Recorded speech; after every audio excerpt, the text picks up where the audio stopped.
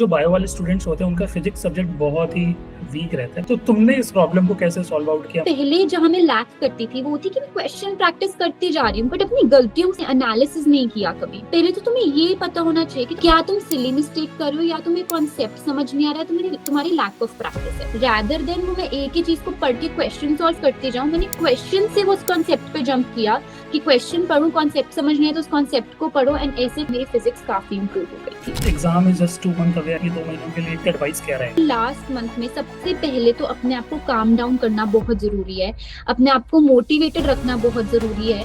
अगर तुम्हें कभी भी स्ट्रेस हो रहा है, एंजाइटी हो रही है, talk to your parents, talk to your sibling. जितने मॉक टेस्ट दे सकते हो उतने मॉक टेस्ट दो। लास्ट के 2 मंथ्स में मैंने कम से कम 50 to 60 मॉक टेस्ट दिए हैं एंड उसके मिस्टेक्स देखे, कॉन्सेप्ट्स पढ़े हैं, जिस वजह से मेरा एकदम से मेरा 100 मार्क्स का स्कोर बूस्ट हुआ था। Welcome. Today we have Shreya, a dynamic and multi-talented third year medical student. Her journey has been all about not just overcoming the self-doubt but also rising above it with the determination. From consistently excelling academically to become a prominent influencer on Instagram and YouTube, Shreya had made it her mission to help students navigate their academic challenges. Beyond her medical studies, Shreya has actively participated in every event held at medical college, showcasing her versatility and leadership skills. She is not only a dedicated student but also a role model for aspiring NEET UG candidates, offering a valuable insights and guidance to those who follow her. Today, she will share her journey and her struggles, growth, and lessons learned, hoping that every NEET UG aspirant tuning in can take away something meaningful. So let's dive into her inspiring journey. Hello Shreya. So before we dive into your NEET UG journey, what inspired you to become a doctor? So actually, it is associated with a very personal memory. When I was going to make this decision कि मुझे NEET UG देना है, उसी time पे कुछ my grandmother passed away and I was standing numb that night, और मुझे ऐसा लग रहा था कि यार अगर काश मैं आज डॉक्टर होती तो मैं उनको सेव कर पाती या मैं कुछ तो कर पाती, सीपीआर ही दे देती। उनको कार्डियक अरेस्ट हुआ था तो मैं सीपीआर ही दे देती, कोई basic life support. And being like going to be the first doctor in the family, मुझे ऐसा लगा कि I want to be there for my family, for my loved ones. And ऐसे ही कि मैं अगर किसी के लव्ड वन को सेव कर सकती हूँ तो वो मैं क्यों नहीं करना चाहूंगी, and I would love that. तो इसलिए मुझे लगा कि यार मुझे डॉक्टर बनना है, I want to be there, मतलब मुझे फर्स्ट डॉक्टर बनना है फैमिली का, and this inspired me. Okay, very good. So where did you study and how was your preparation journey? What challenges did you face and how did you overcome that? Sir मैंने अपनी coaching 11th और 12th की मैंने Elon career institute से ली थी। And मुझे मतलब ऐसा था कि मतलब 11th 12th में जब मैंने स्टार्ट की अपनी जर्नी, तो ठीक है बहुत ऐसा लग रहा था कि यार अब नीट यूजी देंगे, अब हम कंपटीशन में घुसेंगे एंड अब हमने रैंक लेकर आनी है। बट जैसे ही हम जर्नी में आते हैं तो रियलिटी चेक मिलता है कि यार इधर तो बहुत ज्यादा कंपटीशन आ गया, बच्चे इतने इतने ब्राइट हैं, इतना ब्रिलियंट कर रहे हैं, और एकदम से जब डाउनफॉल आता है ना क्लास 10th के बाद और इतना ज्यादा सिलेबस हो जाता है तो वो अलग ही रियलिटी चेक मिलता है। तो 11th 12th में बहुत स्ट्रगल के साथ, बहुत हार्ड वर्क, कंसिस्टेंसी के साथ जब लाइक नीट यूजी देते हैं और अच्छा रिजल्ट आता है तो वो अलग ही हैप्पीनेस होती है। तो हाँ मुझे याद है 11th 12th में मेरा मतलब बहुत ज्यादा डाउनफॉल भी था, बहुत ज्यादा स्ट्रेस भी था, hard work, consistency, low scores थे, but I managed it somehow and got into a government medical college. So very nice journey. So मतलब कभी कभी ऐसा होता है ना कि अब हम अपने पूरे स्कूल लाइफ में टॉपर रहते, फिर सडनली एक ऐसे मतलब पूरे सोसाइटी में जो सारे टॉपर्स बच्चे एक साथ वो नीट यूजी की प्रेप में आते हैं, तो कभी कभी ऐसा लगता है कि हम अपने mainly be with struggling with the questions, मतलब ब्लैक लॉग फेस करते हैं और वो सेल्फ डाउट होने लग पाता क्या हम आगे कर पाएंगे कि नहीं। तो how did it impacted your self believe and how did you rebuild that? Sir exactly ऐसा ही हुआ था। मैंने अपनी क्लास 10th के बोर्ड्स एग्जाम में 96% स्कोर किया था एंड 12th के बोर्ड एग्जाम में मैंने 97% स्कोर किया था। तो I was like in this believe कि हाँ भाई मेरा नीट यूजी तो अच्छे से हो जाएगा and I will be amongst the top 10 students. जब मैं प्रिपरेशन कर रही हूँ, मैं हमेशा से ब्रिलियंट रही हूँ तो इस बार भी मैं टॉपर्स में आऊंगी। जैसे ही मैं 11th 12th में आई एंड इतना ज्यादा सिलेबस हो गया और इतना ज्यादा कंपटीशन देखा कि यार क्लास में तो फर्स्ट 50 स्टूडेंट्स में भी नहीं आ रहे हैं और बिल्कुल टॉप 10 में तो कभी नाम ही नहीं देखा, हमेशा से टॉप पर रहे हैं, एकदम से डाउनफॉल हो गया। सर लिटरली क्वेश्चन बोलते थे, बच्चों का आंसर आ जाता था और मैं क्वेश्चन ही लिखती रह जाती थी कि यार ये तो क्वेश्चन ही नहीं समझ आ रहा है, लोग आंसर निकाल के बैठे हैं। लास्ट में रहती थी मैं कि यार अब तो इसका सोल्यूशन निकालने, sir use to wait for me कि श्रेया तुम्हारा हो गया तो आगे बढ़े। तो ऐसा सा भी देखा है मैंने कि यार एकदम से टॉपर से तुम इस लेवल पे आ रहे हो, इतना ज्यादा डिमोटिवेट हो जाती थी मैं। एंड ऐसा होता था कि यार ये कैसे हो सकता है कि मैं तो टॉपर रही हूँ। बट ठीक है, उसके बाद मेहनत करी एंड बहुत हार्ड वर्क डाला, तो हो जाता है फिर सब कुछ। तो मतलब जब भी ऐसे सेल्फ डाउट होता था तो तुम उन चीज़ों को कैसे फिर कैसे खुद को मोटिवेट करके फिर कंटिन्यूअस लगी रहती थी? तो ऐसा होता था कि सर देखो, मेरे पास ऐसा था कि मेरे पास कोई और ऑप्शन ही नहीं है, मुझे डॉक्टर बनना है, I have to be the first doctor in the family. मेरे पास जब कोई बैकअप ऑप्शन ही नहीं है, मुझे साइंस पसंद है, ठीक है, अगर मेरे पास बैकअप ऑप्शन होता तो मैं ऐसे थोड़ी ढीली पड़ जाती कि नहीं मैं मेरे पास बैकअप ऑप्शन है, चलो ठीक है, नहीं हुआ तो चल जाएगा। बट मेरे पास कभी बैकअप ऑप्शन नहीं था, तो मुझे ऐसे था कि मुझे करना ही करना है, मुझे इतनी ज्यादा प्रैक्टिस करना है, मुझे इतना ज्यादा हार्ड वर्क रखना है। और मैं हमेशा से ना स्टूडियस रही हूँ, जैसे मैंने बताया 10th एंड 12th में भी मेरा अच्छा स्कोर था। मैं स्टूडियस रही हूँ कि हाँ पढ़ने वाली बच्ची रही हूँ, 8 to 10 आवर्स ऑफ स्टडी में कर लेती थी। तो मैं जब भी डीमोटिवेट होती थी या जब भी मुझे कोई सेल्फ डाउट होता था, मुझे ये था कि यार इतना तो करना है, इतनी मेहनत तो करनी है कि डॉक्टर बनना है, फैमिली में फर्स्ट डॉक्टर बनना है। एंड वो मुझे मोटिवेटेड रखता था हमेशा से।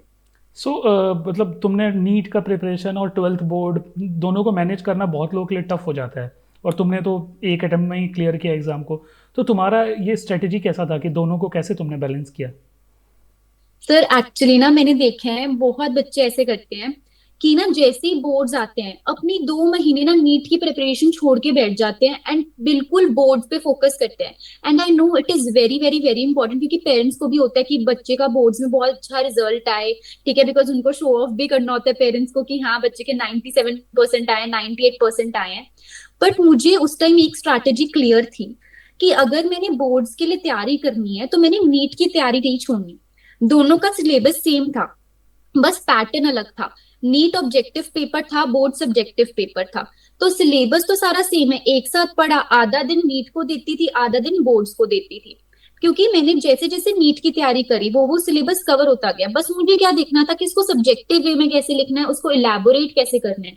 And I have seen my friends की जो 2 2 महीने बोर्ड्स की एग्जाम की तैयारी करते करते उन्होंने नीट की तैयारी छोड़ दी और उनका नहीं हुआ, जस्ट बिकॉज एक पेपर पे फोकस करने लग जाते हैं। बट हमें बैलेंस करके चलना होता है, हमने अपने दिन को डिवाइड करके चलना होता है कि हाँ अगर हम पूरे दिन में नीट की तैयारी कर रहे हैं तो शाम को हम बोर्ड्स की तैयारी कर लें। और उस टाइम भी मैं मॉक टेस्ट दिया करती थी कि यार मतलब आउट ऑफ टच नहीं होना है। तो तुमने ऐसे बहुत लोगों को देखा भी होगा कि मतलब वो ऐसे लाइट ले लेते चीज़ों को कि नहीं यार चलो पहले ट्वेल्थ पास हो जाते हैं, उसके बाद मैं प्रिपरेशन चालू करूँगा। तो जैसे वो एक साल उनको ड्रॉप लेना पड़ता है, तो उनको क्या एडवाइस रहेगा तुम्हारे तरफ से कि वो अपने प्रिपरेशन को कैसे कंसिस्टेंट मेंटेन रखें और जो सडनली सेटबैक्स आता है उसको ओवरकम कर पाए? सर मुझे लगता है देखो, जैसे मैंने अपना फर्स्ट अटेम्प्ट में क्लियर किया, मैंने 11th और 12th बहुत मेहनत करी है, मेरा स्लो स्कोर आता रहा है, बट मेरा कभी ना ऐसे बैकअप ऑप्शन नहीं रहा है कि हाँ मेरे पास दूसरा ऑप्शन होगा कुछ करने का, जैसे मैंने आपको पहले बताया। बट अगर आपको लगता है किसी भी टाइम पे कि स्कोर कम आ रहा है, मैंने लास्ट के 2 मंथ्स में अपना स्कोर एकदम से बूस्ट किया। यूजुअली लोगों को ड्रॉप इसलिए लेना पड़ता है बिकॉज उनकी लैक ऑफ प्रैक्टिस होती है। हम क्या करते हैं कि हम पढ़ते रहते हैं, एक ही चीज को पढ़ते रहते हैं, बट हम डरते हैं मॉक टेस्ट देने से, ठीक है। और मॉक टेस्ट देना बहुत जरूरी होता है, वो exam simulation is very important. अगर पेपर में बैठना ही नहीं आएगा उस नॉलेज का क्या करोगे, नॉलेज की एप्लीकेशन कैसे करोगे। तो मुझे ऐसा लगता है कि जो लास्ट के 2 3 मंथ्स हैं मैंने उसमें कम से कम 50 to 60 मॉक टेस्ट दिए थे, एक दिन में एक मॉक टेस्ट देना जरूरी होता था। तो वो मॉक टेस्ट जरूर देने हैं, मैं ड्रॉपर्स को एक ही एडवाइस करूंगी, वो मॉक टेस्ट देना बहुत जरूरी होता है। क्योंकि अगर सिर्फ सिर्फ नॉलेज है तुम्हारे पास और तुम उसको अप्लाई नहीं कर पा रहे, एग्जाम में बैठना नहीं आ रहा, तो वो मतलब एक तुम्हारा पूरा साल बर्बाद कर देगा। तो इसलिए हमें लास्ट के 2 3 मंथ्स में मॉक टेस्ट देना बहुत बहुत बहुत जरूरी होता है, एनालिसिस करना बहुत जरूरी होता है, मिस्टेक्स देखना बहुत जरूरी होता है, एंड उस मिस्टेक से सीखना बहुत जरूरी होता है। Very well said. तो अपन जो बायो वाले स्टूडेंट्स होते हैं उनका फिजिक्स सब्जेक्ट बहुत ही वीक रहता है, मतलब कॉमन प्रॉब्लम है सब लोगों की। मैंने भी फेस किया है और भी बाकी लोगों ने भी फेस किया है। तो तुमने इस प्रॉब्लम को कैसे सॉल्व आउट किया, मतलब how you work for it? Sir मेरी खुद की फिजिक्स इतनी वीक होती थी, जैसे मेरी बायो काफी स्ट्रांग रही है। जैसे साइंस स्टूडेंट के हमेशा यही होता है, नीट में यूजुअली यही होता है कि बायो बच्चों की स्ट्रांग होती है जैसे कि आपने कहा, और फिजिक्स वीक होती है क्योंकि कैलकुलेशन वही मैथ्स आ जाती है। आधे बच्चे तो लेते ही साइंस इस वजह से कि मैथ्स से छुटकारा चाहिए होता है। तो 180 मार्क्स का जैसे फिजिक्स होता था तो मुझे ऐसा होता था कि यार 100 ही आ जाए मेरे, इतना इतना मेरी फिजिक्स वीक हो जाती थी कभी कभार। तो मैंने उसको क्या किया, पहले जहां मैं लैक करती थी वो थी कि मैं क्वेश्चन प्रैक्टिस करती जा रही हूँ, बट अपनी गलतियों से नहीं सीखती थी, मतलब मैंने एनालिसिस नहीं किया कभी। तो जब मैंने ये स्ट्रैटेजी सीखी कि अपने लिए एक स्ट्रैटेजी बनाई कि मैं कहाँ गलत कर रही हूँ, पहले तो तुम्हें ये पता होना चाहिए कि तुम क्यों गलत कर रहे हो, फिजिक्स को क्यों नहीं समझ आ रही है। क्या तुम सिली मिस्टेक कर रहे हो या तुम्हें कॉन्सेप्ट समझ नहीं आ रहा है, तुम्हारी लैक ऑफ प्रैक्टिस है। तो मेरा क्या था, मैं प्रैक्टिस बहुत करती थी, मैं बहुत क्वेश्चंस करती थी, बट फिर भी स्कोर इंप्रूव नहीं होता था। इसलिए नहीं होता था क्योंकि क्वेश्चन करके छोड़ दिया, उसकी गलती ही नहीं देखी। तो वो देखनी होती थी कि एनालिसिस करना होता था कि इस क्वेश्चन में यार मेरी प्लस माइनस की गलती हो गई या सिली मिस्टेक हो गई, और इस क्वेश्चन में कॉन्सेप्ट नहीं आता था। तो वो चीजें मैंने देखना शुरू करी, फिर मैंने वो कॉन्सेप्ट पढ़ना शुरू किया, एंड ऐसे एक्टिव लर्निंग से रैदर देन वो मैं एक ही चीज को पढ़ के क्वेश्चन सॉल्व करती जाऊं, मैंने क्वेश्चन से वो उस कॉन्सेप्ट पे जंप किया कि क्वेश्चन पढ़ो, कॉन्सेप्ट समझ नहीं है तो उस कॉन्सेप्ट को पढ़ो, एंड ऐसे करते करते मेरी फिजिक्स काफी इंप्रूव हो गई थी। Okay, very good. तो जैसे तुमने बोला कि बहुत सारे जीटीज हमें देते रहने चाहिए, तो कभी कभी क्या होता है ना, हमारे जीटीज में जैसे ही रैंक और स्कोर डाउन होता है ना, एक सेल्फ डाउट क्रिएट होने लग जाता है हमारे मन में, क्या मैं कर पाऊंगा, ऊपर से एक सोसाइटी का प्रेशर कि तुमको करना है, ये सारी चीज़ें हमारे दिमाग में घूमती रहती हैं। तो तुम अपने जीटी एनालिसिस कैसे करती थी, और जो भी मिस्टेक्स होते थे उनको कैसे इंप्रूव करती थी? सर पता है क्या होता है, बच्चे ना यूजुअली डीमोटिवेट हो जाते हैं ग्रैंड टेस्ट के बाद, जब स्कोर अच्छा नहीं आता ना, फुल सिलेबस मॉक टेस्ट जब हम देते हैं स्कोर अच्छा नहीं आता, डीमोटिवेट हो जाते हैं कि हमसे नीट नहीं होगा, हम नीट नहीं निकाल पाएंगे, हमें एक या दो ड्रॉप लेने पड़ेंगे, या हम पेरेंट्स को डिसहार्टन कर देंगे, डिसअपॉइंट कर देंगे। But rather than getting disappointed by that score, you have to get motivated कि हाँ इस चीज में मैंने ये गलती करी and I have to improve it. तो हमें, जैसे मैंने आपको पहले बताया था कि हम यूजुअली क्या करते हैं, हम मॉक टेस्ट देते जाते हैं और हम गलतियों से परेशान होकर हम छोड़ने की बात करते हैं कि मैंने नीट नहीं देना। बट हम अगर उस गलतियों से सीखना शुरू कर दे, एनालिसिस शुरू कर दे, अपनी एक मिस्टेक नोटबुक बनाए, हर रोज रात को सोने से पहले अपनी मिस्टेक्स देखें और उसका सोल्यूशन देखें कि हाँ उसको हम रेपिटेटिवली रिपीट करते जाएं, तो स्कोर एकदम से इंप्रूव हो जाता है। I have seen it for my self. Last के 2 मंथ्स में मैं सुबह 3 घंटे 20 मिनट का पेपर होता है तो मैं वो 3 घंटे 20 मिनट बैठती थी, उसके बाद में 3 to 4 आवर्स ऑफ एनालिसिस करती थी जिसमें मैं सारी मिस्टेक देखती थी, टाइप ऑफ मिस्टेक देखती थी, फिर उस कॉन्सेप्ट को पढ़ती थी, और उस कॉन्सेप्ट को पढ़ने के बाद रात को मिस्टेक्स देख के सोती थी। बिकॉज मैंने सोचा था कि यार अगर मैं डीमोटिवेट हो गई that is not the solution, but working on it is the solution. तो that is what I want to say to all the NEET aspirants कि यार जब भी तुम स्कोर लो स्कोर देख रहे हो, डीमोटिवेट नहीं होना, हमेशा उस चीज से मोटिवेट हो कि अब तुम्हें एक और गलती पता लगे तो वो तुम नीट के एग्जाम में नहीं करोगे। Okay. So, what is the role of right mentorship and guidance in shaping your preparation and growth? What's your perspective on that? Sir मुझे ऐसा लगता है कि राइट मेंटरशिप अगर मिल जाए ना, एंड एक राइट स्ट्रैटेजी मिल जाए टेलर्ड फॉर योर सेल्फ, तो उससे बेटर चीज और कुछ नहीं हो सकती। जैसे मैंने आपको बताया कि मैं फर्स्ट डॉक्टर बनूंगी अपनी फैमिली से, तो उस मेरी इस जर्नी में कोई मेंटर मुझे नहीं मिला। जैसे अब यूजुअली क्या होता है कि डॉक्टर पेरेंट्स होते हैं तो बच्चों को अच्छी मेंटरशिप मिल जाती है, बट मेरे बैकग्राउंड में कुछ ऐसा नहीं था, तो मुझे कभी पता ही नहीं था कि यार मेरी राइट स्ट्रैटेजी क्या है। मैं 2 साल हार्ड वर्क कंसिस्टेंसी से लगी रही, but I did not have the right strategy. तो वो मुझे लास्ट के 2 मंथ्स मैंने खुद इतने टाइम लगा के वो फिगर आउट करी। अगर मुझे वो पहले स्ट्रैटेजी मिल जाती तो मुझे ऐसा लगता है कि मेरा शुरू से ही स्कोर बहुत अच्छा हो जाता, बट मुझे वो लास्ट के 2 मंथ्स में मिली क्योंकि मैं कॉन्स्टेंटली स्ट्रगल कर रही थी कि मेरी स्ट्रैटेजी क्या होनी चाहिए, एंड ऊपर से मेरा बैकग्राउंड भी ऐसा नहीं है। तो ऐसे काफी बच्चे होते हैं जिनका बैकग्राउंड भी कुछ वैसा नहीं होता है, एंड वो स्ट्रगल कर रहे थे कि यार हमें कोई राइट गाइडेंस दे दे या राइट मेंटर मिल जाए जिससे हम प्रॉपर गाइडेंस ले पाए, अपनी स्ट्रैटेजी बनवा पाए। और कभी कभी पता है स्ट्रैटेजी भी नहीं चाहिए होती, हमें एक ऐसा कोई बंदा चाहिए होता है, इंसान चाहिए होता है जो हमें बस सुन ले स्ट्रेस के टाइम, एंजाइटी के टाइम, एंड वो ही हमारे लिए राइट मेंटरशिप हो जाती है कि यार हमारे कोई एंजाइटी को ठीक कर रहा है, हमारे कोई स्ट्रेस को ठीक कर रहा है, हमें कोई सुनने को है। और बच्चों के पास अक्सर कोई सुनने को होता नहीं है कि अगर उनको कोई स्ट्रेस हो रहा है, उनको एंजाइटी हो रही है, तो वो लिटरली बच्चे ऐसे हो जाते हैं कि अपने रूम में कोने में बैठे रह जाते हैं कि हमारे पास कोई बात करने वाला नहीं है। तो I feel right mentorship is very very very important. Very well said. So ऐसा क्या होता है ना कि हम अपना स्ट्रेटजी बनाते हैं और कुछ स्ट्रेटेजी बनाते हैं कि लास्ट जो हमारा एग्ज़ाम डे है उससे पहले हम कैसे रिवीजन करेंगे। तो जैसे ही एग्ज़ाम डे नज़दीक आता है हम उस स्ट्रेटेजी से भटक से जाते हैं, मतलब इतना पैनिक मोमेंट में चले जाते हैं। तो तुमने इन सारे मोमेंट्स को कैसे ओवरकम किया? सर मेरा ना ये एक चीज प्लान्ड थी कि मेरा जब नीट का एग्जाम आएगा उससे पहले मेरे हाथ में मेरी फिजिक्स और केमिस्ट्री के लिए फॉर्मूला शीट्स होनी चाहिए और मेरे हाथ में शॉर्ट नोट्स होने चाहिए, और वो मैं एक हफ्ता पहले अच्छे से सब कुछ रिवाइज करके जाऊंगी। एक स्ट्रैटेजी जो मैंने हर मॉक टेस्ट से पहले और नीट के एग्जाम से पहले भी अप्लाई करी थी वो थी कि प्रॉपर स्लीप। जब भी मॉक टेस्ट से पहले तो मतलब अगर तुम मॉक टेस्ट देने चाह रहे हो तो उससे आधा घंटा पहले अच्छे से प्रॉपर स्लीप लो। नीट से पहले प्रॉपर स्लीप लो। बच्चे अक्सर क्या करते हैं कि पूरी पूरी रात बैठ के पढ़ते हैं और अगले दिन बस उठ के मॉक टेस्ट देने चले जाते हैं, अगले दिन उठ के नीट देने चले जाएंगे।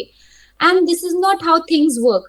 बिकॉज ऐसा क्या होता है कि लास्ट मोमेंट तक तुम रिवाइज कर रहे हो, ठीक है, तो तुम्हारा जो लास्ट मोमेंट तुम रिवाइज कर रहे हो वही दिमाग में चलता रहता है, वही थॉट्स तुम्हारे दिमाग में चलते रहते हैं। तुम्हें क्या करना होता है, तुम्हें फोकस बनाना होता है। 1 घंटा सो जाओ, आधा घंटा सो जाओ, take a very short nap, 20 minute 45 minutes nap लो। उससे क्या होगा, तुम्हारे सारे थॉट्स एक जगह कलेक्ट होंगे एंड जब तुम उठोगे तुम्हारा कोई एक टॉपिक पे ध्यान नहीं होगा, रादर देन तुम्हारा सब कुछ सम अप होगा एक जगह, माइंड में सब कुछ सम अप होगा और तुम फोकस कर पाओगे एग्जाम के टाइम। तो प्रॉपर स्लीप जो कई लोग मिस आउट कर जाते हैं, वो स्ट्रैटेजी ढूंढते रह जाते हैं नीट में स्कोर बूस्ट करने के लिए, बट एक चीज भूल जाते हैं कि proper sleep is really really really required. Okay. So beyond studies, what habits or practices helped you stay mentally strong and manage the exam pressure? Sir मुझे ऐसा लगता है कि जैसे मैंने पहले मेंटरशिप का भी बताया था, तो मुझे ऐसा लगता है कि अगर हमें थोड़ा स्ट्रेस फ्री रहना है, थोड़ा एंजाइटी से ठीक रहना है, तो हमें किसी से बात करनी चाहिए throughout our NEET journey. Because मैं हमेशा से ऐसी थी कि मैं हमेशा से बहुत चीजें शेयर करती आई हूँ अपने मम्मा पापा से, अपने सिबलिंग से, कि मुझे ऐसा फील हो रहा है, मुझे ऐसा फील हो रहा है। अब जैसे मेरा जैसे यूट्यूब चैनल है उस पे बच्चे काफी बोलते हैं कि हमें स्ट्रेस हो रहा है, हमारे पास कोई बात करने को नहीं है। तो आधा स्ट्रेस तो उधर ठीक हो जाता है जब हमारे अंदर से कोई बात निकल जाती है। तो स्ट्रेस को ठीक करने के लिए सबसे इम्पोर्टेंट है कि तुम किसी से बात करो उस बारे में। अपने रूम में अकेले मत बैठे रहो, इंटरैक्ट करो, और जब भी तुम्हें ब्रेक चाहिए वो हमेशा लेनी चाहिए। हम यूजुअली क्या करते हैं, अपने आप को पुश करते हैं कि यार आज अगर हमने 8 घंटे पढ़ाई करनी है, 6 घंटे पढ़ने के बाद हम थक गए तो नहीं 2 घंटे और करनी है। अगर ब्रेक रिक्वायर्ड है तो वो है बॉडी नीड्स रेस्ट, तो हमें वो रेस्ट देना होगा। उसके बाद बल्कि और अच्छी एफिशिएंसी निकलेगी और अच्छी प्रोडक्टिविटी निकलेगी। तो वो रेस्ट इज ऑल्सो रिक्वायर्ड। अगर आपको अगर थोड़े टाइम फ्रेंड्स के पास बैठना है तो फ्रेंड्स के साथ भी बैठो, अगर आपको कोई मूवी देखनी है तो मूवी भी देखो। That is really really really required, ताकि आपका माइंड थोड़ा क्लियर हो जाए। तो ऐसा कोई मोमेंट तुम्हारा प्रिपरेशन टाइम में आया हो जो बहुत लो मोमेंट हो, जिसको तुमने फिर अपने फैमिली के सपोर्ट से ओवरकम किया हो? ऐसा कुछ हो जो तुम शेयर करना चाहती हो? सर एक्चुअली ना, जैसे शुरू शुरू में मेरा स्कोर ना काफी अच्छा आ रहा था। मतलब मुझे ऐसा था कि मेरा नीट हो जाएगा, मतलब बिल्कुल जब बिल्कुल छोटी छोटी चीजें करवा रहे होते हैं 11th क्लास में, स्टार्टिंग में आते हैं, बिल्कुल माइनर टॉपिक्स चल रहे थे, तब तो अलग ही कॉन्फिडेंस होता है, तो बहुत छोटे छोटे इजी इजी टॉपिक्स हैं, ये तो हो जाएंगे। जैसे जैसे 11th के मैं एंड में आई तब मुझे लगा कि यार ये तो सिलेबस बहुत ज्यादा हो गया, ये बैकलॉग बहुत ज्यादा हो गया है। ऊपर से जो आसपास जो मेरे फ्रेंड्स थे या जो मेरे क्लासमेट्स थे वो बहुत अच्छा परफॉर्म कर रहे थे, वो टॉप 10 में आ रहे हैं, वो हमेशा फर्स्ट बेंच पे बैठ के हमेशा वो सर से कोई ना कोई क्वेश्चन क्रॉस क्वेश्चनिंग कर रहे होते हैं कि सर ऐसे कैसे होगा, क्यों नहीं हो रहा।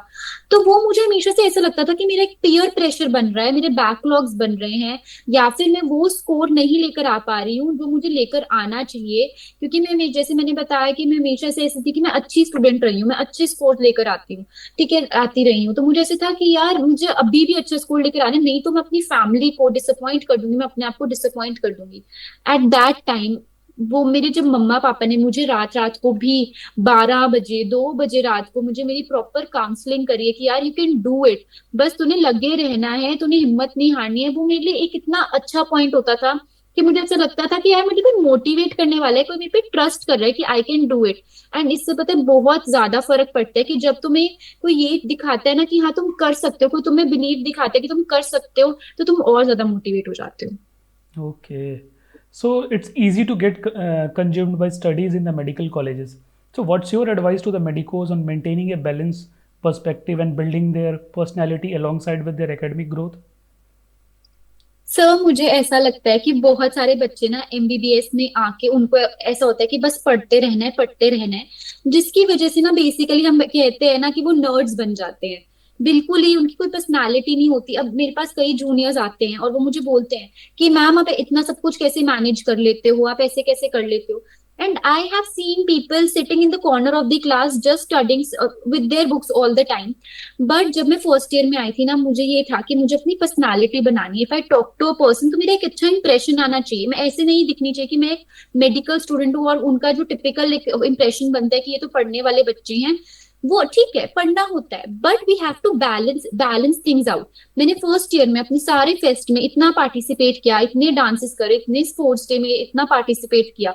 सेकेंड ईयर में मैंने एक्सप्लोर किया कि मैं और क्या कर सकती हूँ apart from being just a medical student. तो I started content creation with it. तो मुझे ऐसा लगता है कि यार अगर तुम एमबीबीएस में आ रहे हो तो you have to balance things out. तुम्हें एक सिर्फ नर्ड बन के नहीं रहना, तुमने अच्छा स्कोर लेकर आना है एमबीबीएस में भी। But at the same time तुम अगर 8 घंटे सो रहे हो तो 7 घंटे सो जाओ, बट 1 घंटा वो प्रोडक्टिविटी निकालो कि हाँ तुम्हारी पर्सनालिटी डेवलपमेंट भी हो रही है। ओके। तो एक लास्ट क्वेश्चन कि जैसे कि हम अपने स्कूल में टॉपर रहते हैं, फिर नीट यूजी का एग्ज़ाम क्लियर करते हैं, उसमें भी टॉप करते हैं, फिर हम मेडिकल कॉलेज में आते हैं, फिर सडन 5-6 महीनों बाद पता चलता है अरे यार अभी तो रेस ख़त्म ही नहीं हुई, अभी नीट पीजी करना है, नीट एसएस करना है। तो ये वाली चीज़ जब तुमको पता चली तो तुमने इस चीज़ को कैसे ओवरकम किया? एक होता है ना, बहुत लोग इस चीज़ को सीरियसली लेके फर्स्ट ईयर से ही पीजी की प्रेप में लग जाते हैं। Yes sir, I get it, I totally get it. Because ना हमें अक्सर ये सुनने को मिलता है कि यार मेडिकल लाइन में घुसोगे तो सारी उम्र पढ़ना पड़ेगा, बुढ़ापा आ जाएगा तब तक पढ़ना पड़ेगा, तुम तो मतलब इसी में ही रह जाओगे, तुम अपनी लाइफ कब जियोगे। तो मुझे बहुत सुनने को मिला है ये अपनी लाइक फ्रेंड से, फैमिली से। एंड कभी कभार ऐसा होता है कि खुद को भी डिमोटिवेशन हो जाती है कि यार अच्छा सारा टाइम पढ़ना पड़ेगा मेरा, मैं इंजॉय कब करूंगी अपनी लाइफ को। बट मुझे ऐसा लगता है I am a third year MBBS student now, ठीक है, और मुझे ऐसा लगता है कि मैंने अपनी लाइफ आज तक इतनी इंजॉय नहीं करी जितनी मैं अब कर रही हूँ। बिकॉज मैं बैलेंस करके चल रही हूँ। जैसे मैंने पहले ही बोला कि मैं सिर्फ पढ़ नहीं रही। वो तुम्हारा सैचुरेशन या बर्नआउट आएगा ही नहीं अगर तुम बैलेंस करके चल रहे हो, तुम राइट टाइम पे राइट चीजें कर रहे हो। मैं अगर पूरा दिन पढ़ रही हूँ तो रात को आई मेक श्योर कि मैं 2 घंटे अपने लिए निकालूं, अपने शौक के लिए निकालूं, अपने पैशन के लिए भी कुछ निकालूं। तो वो तुम्हारा बर्नआउट आएगा ही। And you never think about कि हाँ तुम्हें सारी उम्र पढ़ना पड़ेगा या तुम्हारी 10 साल पढ़ाई चलती ही रहेगी। बिकॉज तुम्हें पता है कि यार तुम इंजॉय कर रहे हो पढ़ने को, बिकॉज तुम अपने पैशन को भी परस्यू कर रहे हो। तो मुझे ऐसा लगता है कि बैलेंस करके चलोगे तो तुम्हें कभी ये फीलिंग ही नहीं आएगी यार तुम्हें कि सारा टाइम पढ़ना ही पड़ेगा।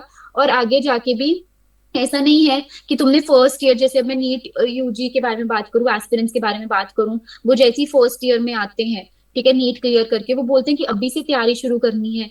हमेशा राइट टाइम पकड़ना चाहिए। जैसे फर्स्ट सेकेंड ईयर में पूरा एंजॉय करो, ठीक है, start thinking about NEET PGI वगैरह थर्ड ईयर से कि हाँ मुझे अपना गोल सेट करना है कि मुझे इतना रैंक लेकर आना है। At the same time enjoy भी करना बहुत जरूरी है। इससे सैचुरेशन नहीं आएगी, बर्नआउट नहीं आएगा। So finally, just exam is just 2 months away, I think. So those who are in 11th and 12th or preparing for the NEET UG, तो तुम्हारा लास्ट ये 2 महीनों के लिए बेसिक एडवाइस क्या रहेगा? जैसे सर अब एग्जाम 4 मई को है एंड अब जैसे बिल्कुल ही अब 1 महीना बचा है एग्जाम को। तो मुझे ऐसा लगता है कि लास्ट मंथ में सबसे पहले तो अपने आप को काम डाउन करना बहुत जरूरी है। अपने आप को मोटिवेटेड रखना बहुत जरूरी है। अगर तुम्हें कभी भी स्ट्रेस हो रहा है, एंजाइटी हो रही है, talk to your parents, talk to your sibling. सबसे पहले मेक श्योर कि तुम्हारा माइंड क्लियर है, माइंड काम है, तब तुम पढ़ पाओगे। अब जब तुम पढ़ रहे हो तो लास्ट मंथ में ये स्ट्रैटेजी होनी चाहिए कि जितने मॉक टेस्ट दे सकते हो उतने मॉक टेस्ट दो। मेरी एक मिस्टेक थी जो मैंने पूरे 2 साल करती आई हूँ कि मैं मॉक टेस्ट देके एनालिसिस नहीं करती थी, मेरा स्कोर नहीं बूस्ट हो रहा था। लास्ट के 2 मंथ्स में, 1 मंथ में मैंने कम से कम 50 to 60 मॉक टेस्ट दिए हैं, हर रोज का एक मॉक टेस्ट एनालिसिस एंड उसके मिस्टेक्स देखे, कॉन्सेप्ट पढ़े हैं, एक्टिव लर्निंग करिए, जिस वजह से मेरा एकदम से स्कोर बूस्ट हुआ था, एकदम से मेरा 100 मार्क्स का स्कोर बूस्ट हुआ था। तो लास्ट के मंथ्स में मैं यही बोलूंगी कि जितने मॉक टेस्ट दे सकते हो उतने मॉक टेस्ट दो। Take proper sleep, take care of your health, and जितनी प्रैक्टिस कर सकते हो उतनी करो। Okay, so thanks for joining us, Shreya, and giving us your time. And I hope and I pray for you that you're gonna do very well in your life and become a good doctor to help other people. And while throughout that thing also, you're gonna help to other students also those who are gonna become doctor in future. So all the best, and thank you. Thanks again for joining us. Thank you so much, sir.